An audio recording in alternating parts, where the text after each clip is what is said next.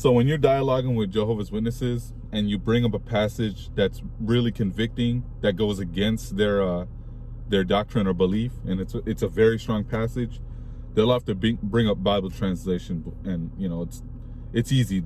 The New World Translation is the only accurate translation, and the other ones are they've just been tampered with. But more specifically, they'll often contrast it to the King James Bible. It's the most popular. It's one of the more popular translations, and it's easy to make that distinction because we don't speak with thee and thou, right? And so they'll bring it up. There's, it doesn't make sense. It's hard to understand. I have a video where one of the ladies in the video, she says, well, if an 18-year-old was reading the King James Bible, they just wouldn't understand what it's saying. But I know there's a lot of people in my church that are younger than 18 that they have no problem reading the King James Bible. It's just, it uses thee and thou. And so they say, well, it doesn't, the passage is obscured or it doesn't make sense. But let me show you an instance in the New World Translation where the opposite is the fact, right? And so we're gonna go to the book of Hebrews, and we're gonna read chapter 1, verse 8. I'm gonna read this one verse, and we're gonna compare it to the other translation and see the message that it's trying to convey. So Hebrews 1, verse 8 from the New World Translation reads, "But about the Son he says, God is your throne forever and ever, and the scepter of your kingdom is the scepter of uprightness." Now let's break that down, okay? God is your throne.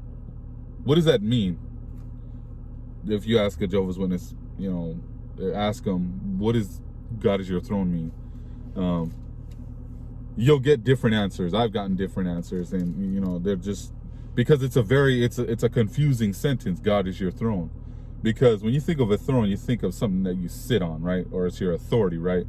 And so let's take it in both instances. Let's take it as literal. God is your throne. That means that Jesus Christ sits on Jehovah God, right? That's what it means. Or you can say authority. God is your authority, right? But about the Son, he says, God is your authority forever and ever. The scepter of your kingdom is the scepter of uprightness. That doesn't make sense at all, right? It says God is your throne. God is your authority forever and ever. The scepter of your kingdom is the scepter of uprightness. And then it transfers to talking about Jesus Christ's kingdom. It goes from talking about God's authority, but it's talking about Jesus Christ's kingdom. You see that disconnect in that passage. So that's why you'll get different answers, because I'll have to think of an answer. They've not been trained yet to respond to that verse or whatever. Now, why do you think that they translated it that way? Well, let's read from the King James Bible. Let's see what the King James says. And this is the same with other translations. It reads the same as just, of course, with the thou and the and everything like that. But Hebrews 1, verse 8, it says, "But unto the Son he saith, Thy throne, O God, is forever and ever. A scepter of righteousness is the scepter of thy kingdom." And pretty much what the scripture is saying is that Jehovah God is speaking. He's talking to the Son, and he's calling the Son God, right? Not a God. He's calling him God. They say, well, okay, Jesus, Jehovah's Witnesses, let's say you don't bring this passage up and you're talking about, Jesus is, you're trying to prove the deity of Christ to them and everything like that. And they'll say, well, Jesus called, they go to John 20, where it says, "I've not ascended to my Father, your Father, my God, and your God." They'll go to, Jesus prayed to God and everything like that. And so he referred to him as God, or referred to him as Father, and say, well, therefore, since Jesus has a God above him, how can he be a God if he has a God above him, right? And even in Hebrews 1:9, it says, "Therefore God, your God, has exalted you," right? And they go to, they establish from that point.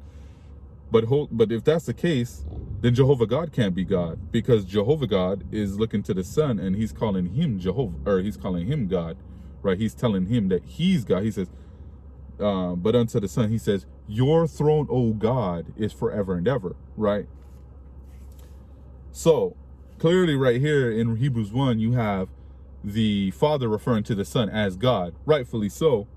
And you see that passage is too strong an indication to just completely demolish the fact that Jesus Christ is not God. Therefore, they have to obscure it with the passage that they have. And because of that, when they don't have the interpretation of the governing body or their elder or whatever the case, and I am, elders they're confused too. I went into a Kingdom Hall one time, and we were going over the the passage of paradise. This is off topic, but we're going over the passage of paradise. And is there, does the scriptures teach that paradise paradise is on earth or is in heaven? And the fumble and it was kind of embarrassing to watch, but yeah, right there you see the New World Translation, they obscure the passage. And when you go to check other translations, like any translation, none of them will read like none of them will read like the New World Translation. You can even go further behind the King James Bible. You can go to the Geneva Bible, the William Tyndale Bible, you know what I mean, the Bishop's Bible. You can go to older translation, and they render that verse the same way, and you go to translations after the King James Bible, you know what I mean, and they render it that way.